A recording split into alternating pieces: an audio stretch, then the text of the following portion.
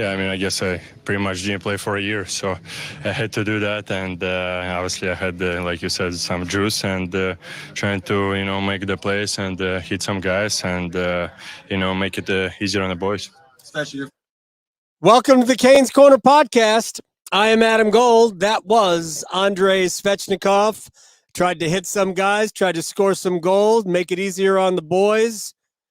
Man, did we miss Andrei Svechnikov. He was the tone setter tonight. He was my first star. I mean, I gave it away, I guess, already. He was my first star tonight.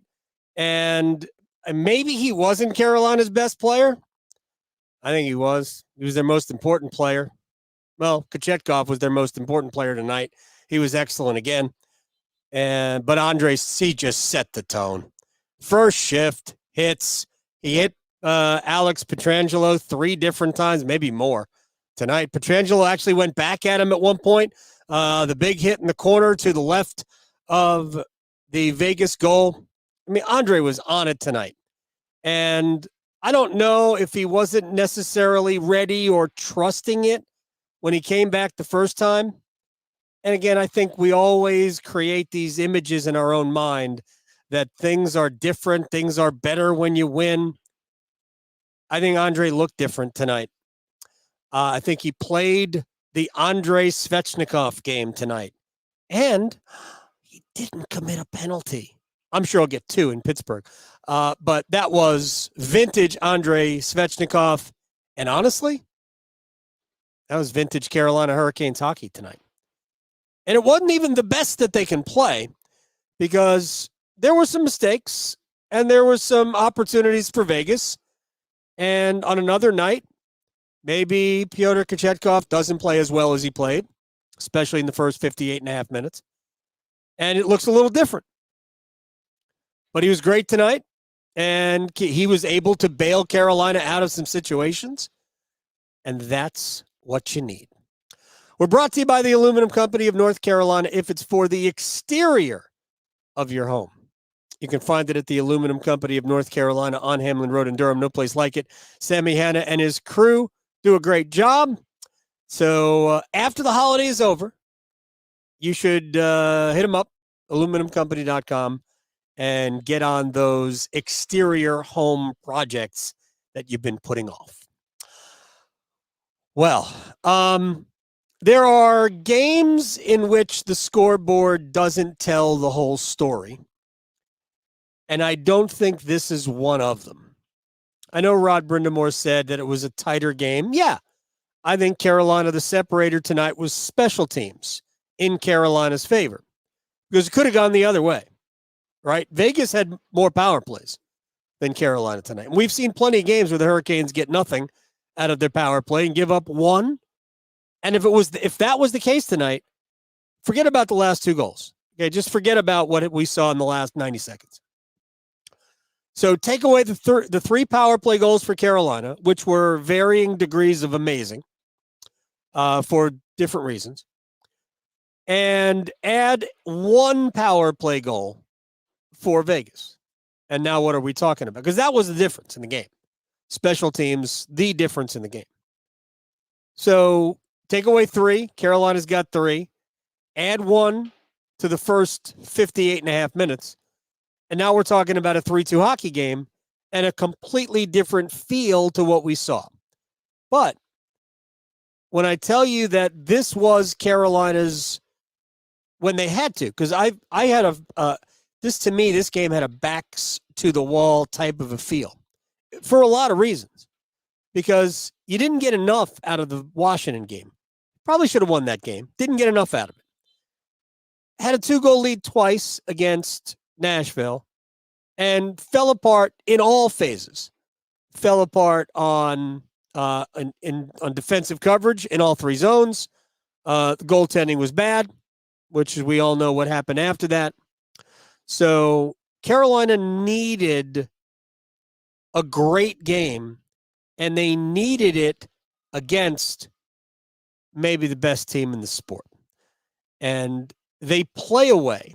They play a certain way, Vegas does, which does not, they don't make mistakes. They're not beating themselves. They get very good goaltending. Logan Thompson's not a bad goaltender. Carolina beat him tonight, and they did pull him. I don't know that Logan Thompson played poorly tonight at all. I thought Carolina was inside the hash marks. You don't get there against Vegas.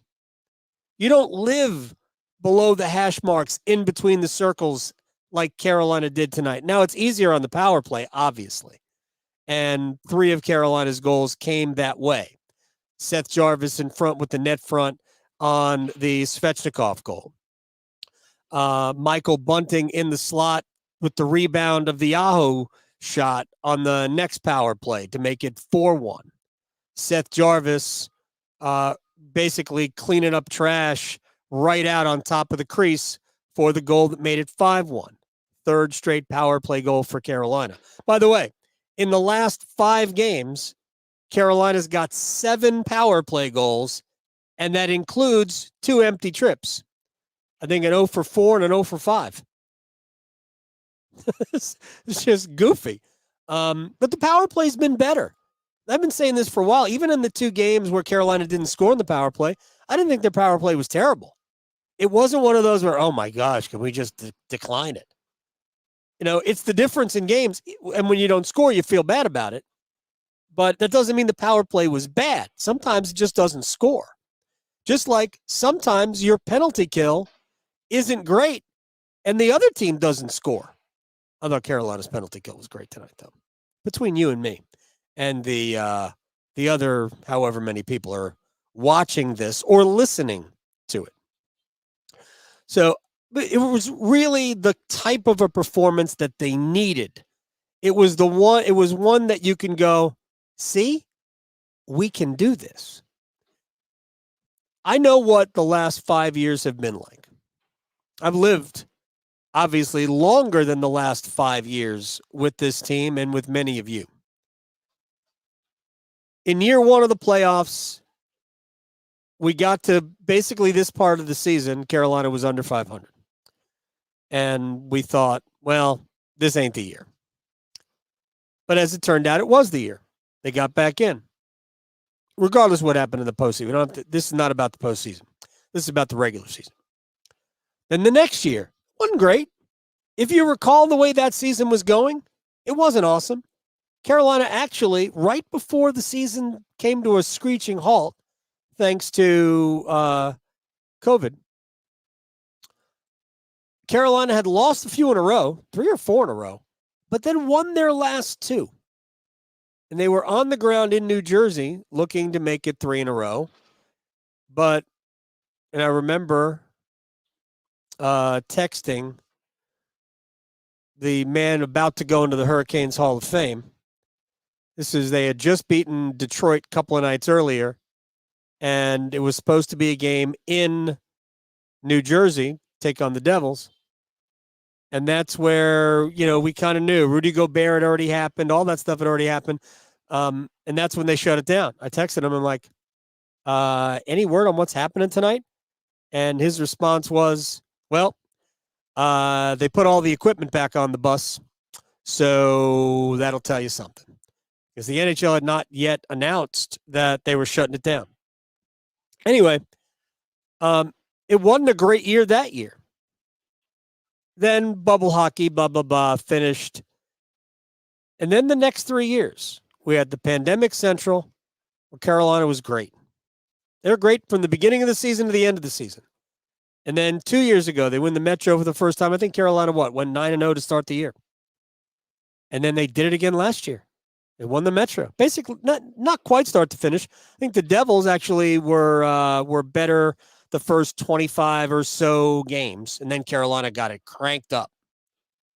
And we're right at the time, at the end of that period, where Carolina had reeled off points in, I think they were like 14-0-1 in a 15-game stretch, something like that. So that part of the schedule, we're coming to the end of that right now. There's still 2 more games. But this was the time of the year where Carolina finally got to their game on a day-in, day-out basis. Now, we don't know that that's going to happen at all. We have no clue whether or not that's going to happen at all. But all the elements were there tonight. Every single element was there tonight. And again, wasn't like Vegas didn't have their chances. They did. But Pyotr Kotchetkov was better than Logan Thompson. And he was really good all the way through. I know the Jack Eichel deflected the goal that made it 6-2. Still don't like it. Still think that Kochetkov stopped it. He's just got to be – they have to figure out a way where the goals that he stops, the shots that he stops, don't leak through. So, to me, I still don't like that one. The 6-3 goal, I don't care. That was a breakaway, and the game is over. And honestly, that's really, I thought, poor defending more than anything else. But it doesn't take away what I saw the first 58.5 minutes. And I think anybody that has been listening understands that I have not been the biggest Pyotr Kotchetkov fan. There have been way too many games this year where he has looked very unsure, very beatable. Tonight was not one of those games. I don't care about the last two goals. Again, I don't like the goal that made it 6-2, but if I were Kochetkov, I would have laughed at it because he was really good for the first 58.5 minutes. And this is now 4 games in a row. And I'm scarred by what we saw for the most part of Kochetkov's first, 9 starts? Something like that, whatever that number is. I'm scarred because there were too many bad goals allowed. And there were too many games where he looked unsure. I go back to the Calgary game. And to me, yes, did Michael Bunting lose Michael Rasmussen? No, I'm sorry, wrong team. Rasmus Anderson. I sort of got that right. Did he lose Rasmus Anderson for the goal that made it 2-1 in the third period? Yep. Bad defensive play by Michael Bunting, and the goal was not Kochetkov's fault. But from that point on, Pyotr was not good. The second and third goal should not have gone in. No matter how bad the defense was, they should not have gone in. But they did.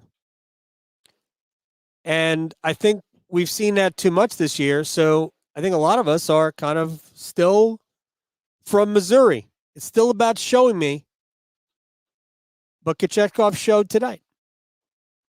It's there. It's somewhere in there. Can they unlock it on a game-in, game-out basis?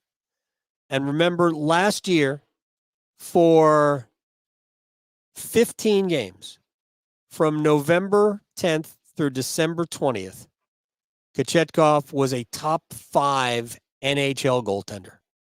No joke. You can go look it up. He was special for that 6-week stretch. And then the rest of the way, he was only occasionally really good. He was more, that's no good, more than anything else. But tonight, and against Washington, and against Detroit, and against Ottawa,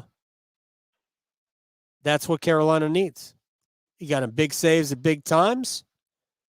The game in Ottawa showed the personality. It was very cool. Very, very cool. Let's get to a couple of other things. And I appreciate all of your time, and I'll try to kind of glance through the comments and see what's in there. So the Carolina won the goaltending battle. Check. Carolina's power play. Outstanding tonight. I do have my qualms about it. I do wish they would move the puck a little bit quicker and move around a little bit more. But it's hard to really complain when you go 3 for 3, especially in the manner in which they did. First one, that's really a transition play, but you set up, and then it's a power play. And you Aho to Skjei, who goes over to Svechnikov. And I just thought that they shrunk the ice on Vegas. They kind of just kind of drifted closer and closer to the net. And that's what you want. You want them to be, you want to be able to have some room and not be all the way at the blue line or well above the faceoff circle. And Andrei had room, and I believe he was inside the top of the ring. So that made it 1-0 Carolina. But the other two power play goals, and by the way, it's great net front from Seth Jarvis there. The other two power play goals are right out in front. Both Bunting and Jarvis on rebounds. That's what you're looking for. It doesn't get better than that on the power play. Yeah, you can zip the puck around all day long, and that's great. But ultimately, if your power play puts itself in a position to pounce on a rebound, they're going to be there. And you can do that. That's what you're looking for. To me, those are the power play goals. Those are the real good ones. I'm not talking about the pretty ones. I'm talking about the good ones. Because those types of things bleed over into 5-on-5 play. So power play was elite. Vegas's penalty kill is very good. I think they're top 5 in the league. And Carolina went 3 for 3 on them. Carolina penalty kill continues to be, stupid good. Vegas is a good power play. Also top 10 in the league. And Carolina just trashed it. Vegas did not have very many good looks on their own power play. And through the magic of the internet, Vegas's power play generated 1, 2, 3, 4, 5 total shots on goal. Again, not terrible, but very few outstanding scoring chances. And Carolina generated a couple of 3 shorthanded tries that were all on frame, including one from Aho that if he elevates, he scores. But he didn't get enough elevation. I guess he was in pretty deep too, so it's kind of hard. But I would argue that Carolina had the best scoring chance on any of Vegas's power plays. Carolina's just great on the kill tonight, 4 for 4. So you win the special teams battle and you win that decisively, +3, and it's really you're +7 because you shut them down as easily as you did. Not easily. And you also had to rely on your goaltender to make some big saves. And then I think Andrei matters. It's just we have to just admit that Andrei matters. And this Andrei matters. So good all around for Carolina. Doug, we are 8th in goals for. We are 21st in goals allowed or against. If this Pyotr is real and here for the rest of the year, if Freddie comes back and plays great, big ifs, but that is the key, it would seem.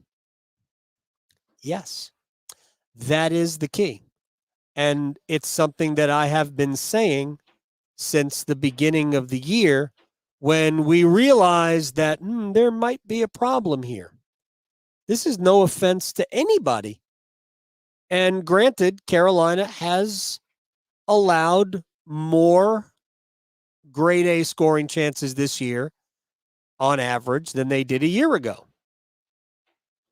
They're not first in the NHL in, just to use the high danger chances allowed, they're not first in the NHL by a lot in high danger chance suppression. I mean, they're about 7th, so that's still good, but it's not what they were a year ago. They were dominant. They didn't allow anything. Carolina's problem is that they just didn't score enough on enough of their own to win a few more games. But the real problem has been Carolina's not been able to get the saves. And there's been bad goals. Bad goals plus, we could have used the save there. And that's been going on for, 30 games this year. So if that becomes no longer a glaring problem, then the answer is, that's the formula. So that's what I'm looking. That's what I think we're all looking for from Carolina. So, but I do want to caution people. We saw this from him last year. And then when he came back after he was out for a little bit with an injury, and then he went to the minor leagues. And when he came back, he was not the same goaltender that Carolina had seen in November and December. He just wasn't. And this year was, until the last few games, for the most part, remember, he was the goaltender in the shutout win in Tampa. I mean, he had played some good games this year. Nobody's saying he hadn't. They weren't all trash. But there was a lot of bad to Kochetkov's game. But there was something about the way he went about his business against Ottawa, the fieriness, the flying poke check, the stopping of the penalty shot, the challenging Brady Tkachuk. It was just all good. And since that game, Kochetkov's been on top of his. So, look, tonight was one of those days where everybody in black looked good. Everybody. There wasn't a single player tonight that you couldn't say, man, he made some plays tonight. Everybody did. Martin Necas was good tonight.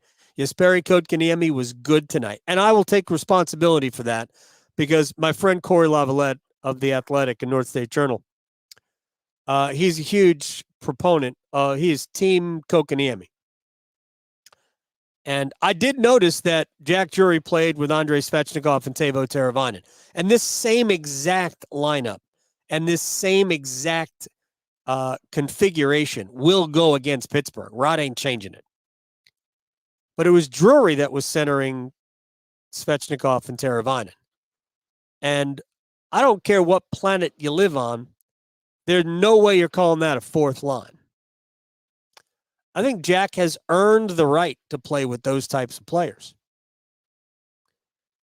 And I thought Jack was good tonight. Again, good tonight. But before the game, I texted Corey and said, just so maybe I can trigger him, I said, Drury greater than Kotkaniemi. Which may be true. But Kotkaniemi was excellent tonight. Everybody was good tonight.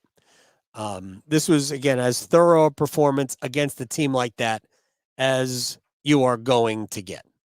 Now, hopefully, Carolina can repeat it. Hopefully. Andrew says the forecheck looked vintage tonight. I actually thought Carolina did a lot of things. Again, everything is relative. Have they played better games? Yes. But against this competition, no. No, no, no. Nobody does this to Vegas. I shouldn't say nobody. It's been done to Vegas before. I think it's been done to Vegas even this year. But that was a big-time performance. Shouts to our friends in Adelaide. I know Mikhailev is here. Shouts to you in Perth. I don't know if Doug in Dublin. That's it, Doug? I think I might have gotten that name wrong. I apologize. Our friend in Dublin, Paul. I think Paul in Dublin is hanging out. And we have a new commenter all the way from Durham, North Carolina, Andrew. Appreciate Andrew chiming in. There was really nothing to be upset about tonight. Carolina played a great game, one that they had to have against a great opponent, and they played 60 great minutes. I ain't even bothered by the last 90 seconds. Ain't even bothered. Andrei got the first goal. Man, was that sweet. And the roof came off the building right away. That's what Andrei does. I've asked this of Tripp. We'll probably pretty much finish up here. But I've asked this of Tripp before, and the players aren't going to admit this because it's not really their place. There are some players whose success means just a little bit more. And Andrei is one of those players. When he's having that type of a game, and he did tonight, the building vibrates. So getting Andrei going, is that worth, I don't know, half a goal a game? I'm not talking about literally a half goal a game. I am talking about figuratively to the team. What he provides, how he provides it. Just makes everything a lot easier. Jordan Staal, what an elite pass from Jesper Fast. Freaking elite. What a goal. My tweet, if you follow me on Twitter at @AGoldFan, was just, oh my gosh, what a pass. That made it 2-0. Then the best shift of the night came from the Kotkaniemi Natchez Bunting line. They just hemmed Vegas in their own end. Had to be more than a minute. Seemed more like 3. Jalen Chatfield and, pardon my yawn, and Dmitry Orlov figured in, massively on that shift. And ultimately, because you got tired bodies on the ice, Carolina was constantly first to every puck. That was a common theme tonight, though, by the way. Carolina they did look quicker. I don't know why. I don't think they were quicker, but maybe they were. But they were fast, and they were first to every puck. But that shift was all about puck retrieval. Kept the puck in the zone for, looked like a minute 15 or so. And ultimately, Kotkaniemi, first shot doesn't get through. Rebound comes back to him, and he wires it. That made it 3. Then the power play goal from Michael Bunting, picking up a rebound of a Sebastian Aho shot. Made it 4. Seth Jarvis, 10 seconds into the third period, on the power play, makes it 5. Trash pickup right in front. And then Brady Skjei, turnover right before the blue line. He completes a steal of an aerial flip. He just gloved it down, dropped it at his feet, skated in, and beat Logan Thompson for a 6-1 game. They changed goalies after that, but Carolina had pretty much won the game at that point. There was still 15 minutes left to play. 15 minutes? I didn't even write down the time. It's like 4:40. So there were still about 15 minutes to play. But Carolina didn't really let up. There were some moments. Again, Vegas had moments throughout the game. But Carolina was absolutely outstanding tonight. And I guess with that, we'll say now go out and do it against the Penguins on Thursday. And then we'll deal with whatever happens in the last game before Santa on Saturday here against the Islanders. But this was the type of game Carolina needed. They got 3 power play goals. The penalty kill was elite. Andrei Svechnikov was dynamite and noticeable and should have been the game's first star. My stars were Staal 1, Kochetkov 2, Andrei 3. But, there were a lot of good players tonight. I nearly gave a star to Jalen Chatfield. I thought Seth Jarvis deserved a star. I thought Dmitry Orlov was really good. Brady Skjei was awesome tonight. Same with Jacob Slavin. There was nobody who wasn't good. Even the players who were not as good as others were good. Like, Michael Bunting was good tonight. Did I think he was one of the 3 best players? No, but whatever. Sometimes the stars come right out of the scorebook. I fancy myself a more cerebral hockey fan. Anyway, it was a dynamite effort. So let's see if we can do it against Pittsburgh. We're brought to you by the Aluminum Company of North Carolina. If it's for the exterior of your home, you can find it at the Aluminum Company of North Carolina on Hamlin Road in Durham. No place like it. Sammy Hanna and his crew do a great job, especially after a long winter. You might want to get on these things early because they do back up. Aluminumcompany.com until Thursday. Canes are in Pittsburgh. We will see you. Oh, by the way, hit the subscribe, hit the like button, and apparently, if you are getting this podcast in terrestrial podcast form, I think you need to make sure that you always download it. There are some platforms that don't automatically spit every episode at you, which frankly is appalling. But subscribe, like, rate, review, all of that. Feedback, always welcome. We are here after every Hurricanes game. I will tell you in advance, though, between the 3 games in between Christmas and New Year, not going to be me. We'll be dealing with a lot of other things.